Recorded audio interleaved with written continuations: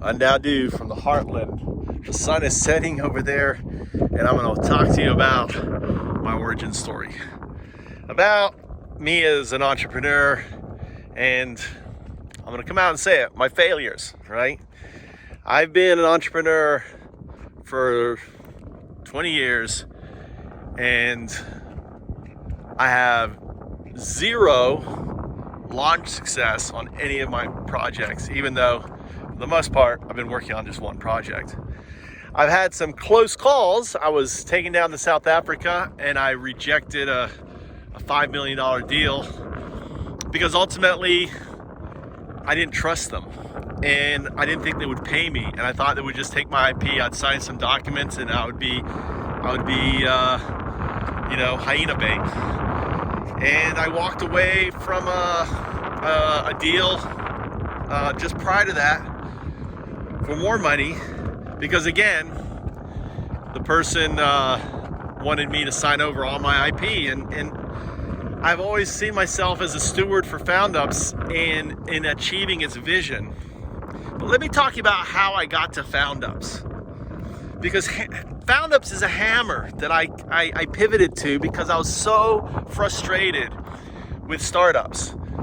Because what I discovered is over 99.9% of pre-seed startups, those that don't have investors, fail. Those that do get seed investors, we're fortunate enough, 90% of those fail. And then those that actually get VC funding, 70% are classified as failures. They roll in, they got bought out, the investors just move their money, right? 70%. How can you call startups success? As a person who lives in rural Japan with no access to capital, no access to capital networks, how is that kind of person supposed to launch, right, their idea? And but I want to go back to my origin story, because my origin story starts in 2000. When I started in IT, I started my first IT startup called the Digital Arena. It wasn't mine, I joined it. And there were gamers, and it was the Mickey D's of online gaming. And it was a really simple idea. We have these little places like little McDonald's, all of the shopping malls with gaming stations. Kids come in. We then recruit them, the best and the brightest. We give them free certification. We plug them in to corporate America, where they kick off 17, 18-year-old making 60, 70, 80,000 a year just being a network administrator. That's what kind of money you made back in 2000. And that was the beginning of the year. We built it. We threw everything at it. We went into debt for it. And guess what happened on 2000? It was the tech crunch, right? And everything crashed. I had incorporated Eduit. And while I was there, when I looked at the certification part of it, it dawned on me that the certification could be automated. I was like, why are we paying all this? We can automate all this. There should be someone automating this. And I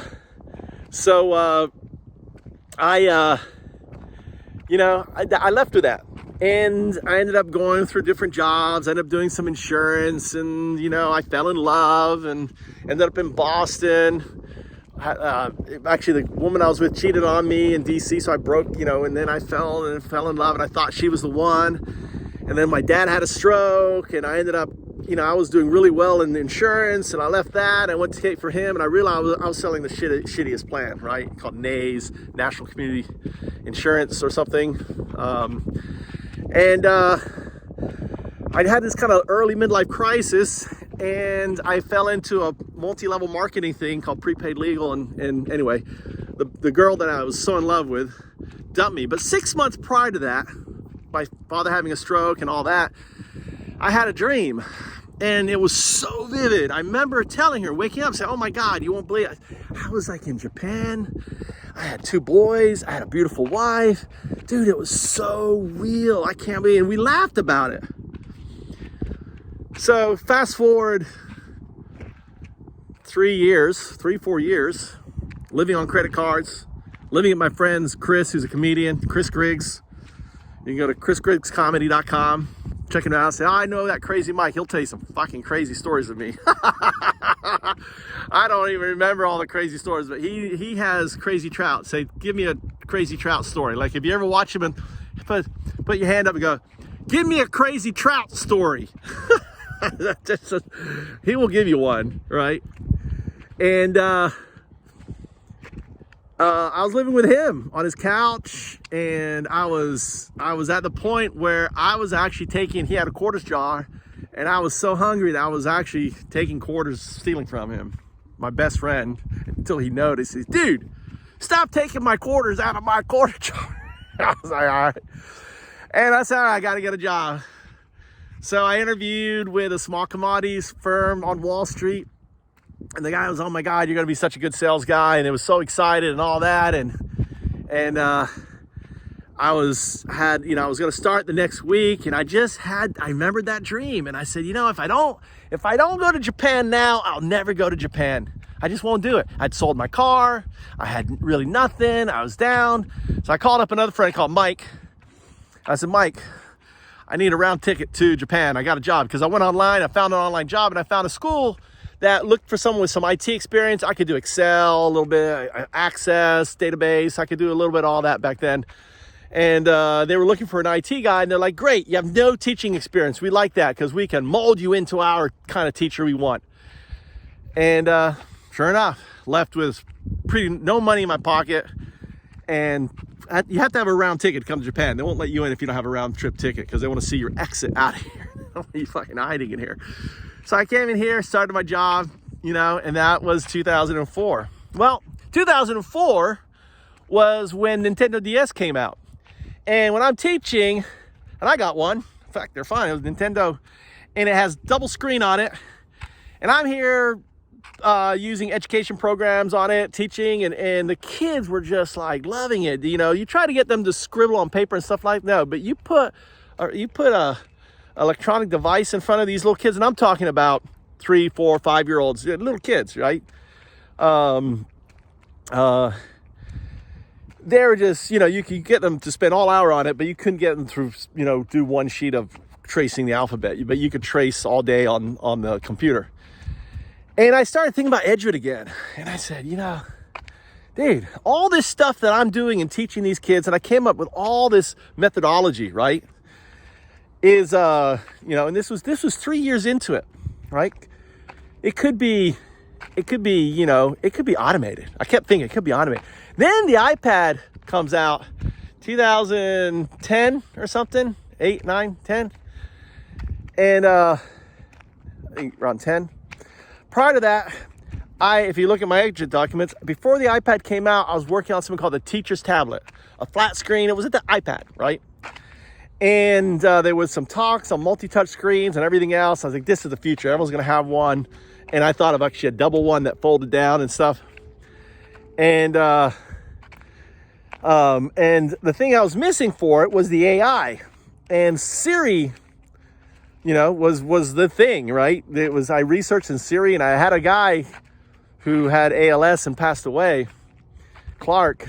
Dennis Clark. I know his last name's Clark.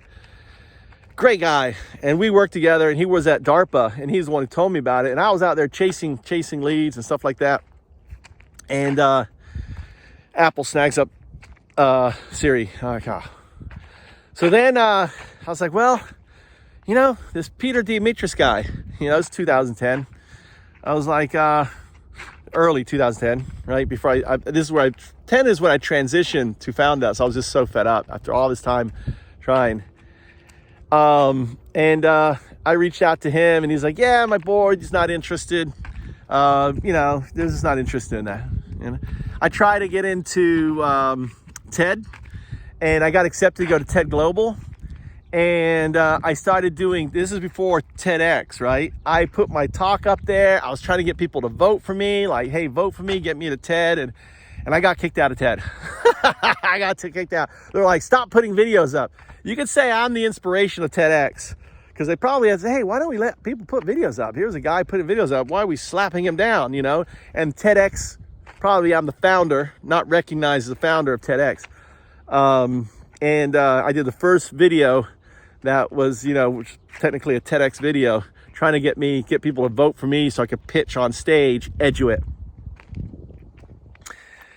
And then, 2011 was a really bad year.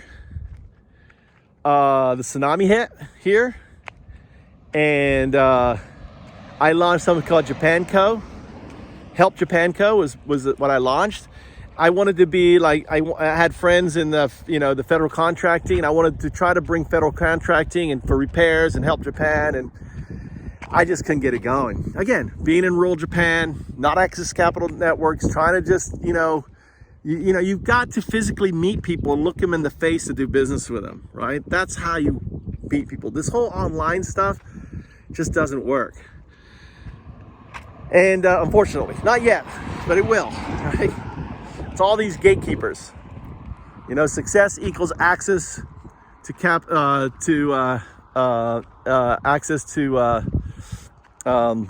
access to capital, right? Success equals access to capital. Every successful startup has access to capital, right? Somehow, either by someone they know or something else. And the paradigm that I, what I Foundups is success equals validated idea, and the community validates. So going back, 2011 was a really bad year, right? And my wife stopped having sex with me, right? I finally threw in the towel with Foundups. I was like, I'd spent 2000, I was doing a little bit of both, right? But trying to get Foundups launched, and I was frustrated, and I had a herniated disc. The tsunami, the pressure, and all the stuff with the tsunami that happened, it was just like compounded. And I decided I would go over there and swim to China. I figured, if I'm going to do it, I want to be shark food. I don't want any evidence. I want to be like, where did Trout go? Because I wasn't UnDaoDu back then. It's Mike Trout. And did something horrible. I got drunk and was violent with my wife. And I was so regretful that I went to the Butsudan, and I prayed. Butsudan is like a temple. If you go to my thing, you'll see my write-up asking for forgiveness. And I said, I'm just going to do it. I'm going to end it. It was the thing. And I made a video. And if you look, there's a gap, but it was the last video I made. And it was on the December 27th, after the stuff that happened earlier. Let's do this. You see how my skin is white there, right? So that's strange, like this mark, and then right here, I have a talk on it. I found a talk was just perfect circle right here, right? It was circle, white, like it was the Ouroboros. And I was like, what the hell's going on? Strange thing on my face, is it tension? I said, is it tension or something? I don't know. And I Googled, I went in, I said, what is it? Let me Google Mayan circle. And in the moment I saw this guy, I was like, that's me. There I am struggling. Look, he's just struggling. And there's my framework. And there's I saw at the mall, and the wiki, right, it's coming out, all going to be on this computer thing. And I identified with it, and it gave me hope and inspiration. It gave me purpose, gave me, and that was 2012, and now it's 10 years later, 2011, 10, 11, 12 years later, and I'm still here working on in Foundups, and thanks to GPT, which is Obey, Open Beneficial AI, I realize now this is GPT connecting me and him, or buddy. We're not buddies.